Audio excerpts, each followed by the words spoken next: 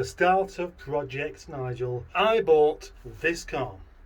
This is what I call the MG ZR Super Diesel. I bought this car from an incredibly tall chap, and he only wanted to sell it because one of his friends, who's also one of mine, talked him into buying a ZS instead. But only the week before, this chap had bought a power steering pump for this particular ZR because it failed. And, a couple of things went wrong for him on this car. And I bought it for a very reasonable price.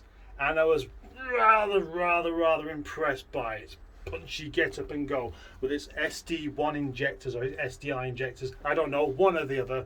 Had a straight through exhaust and no cat on it. Didn't really like that. It did smoke an awful lot, which means of course that quite a lot of that fuel wasn't even being burnt. And it had an EGR delete and a MAF delete as well. Seems to be the way that you make a car fast these days, is not by adding things but taking things away. Yes, what a tarmac ripper this particular ZR with its L series engine actually was.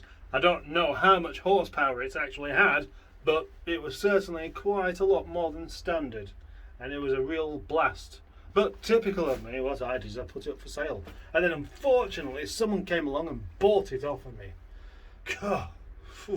That same chap still has it now, except he put a MAF in it and a cat and all the other things.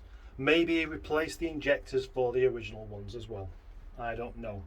But also, rather curiously, the chap whom I bought this car from bought himself a ZS and changed the cam belt on it, and that gave up on the motorway, so he ended up with nothing, which is very unfortunate.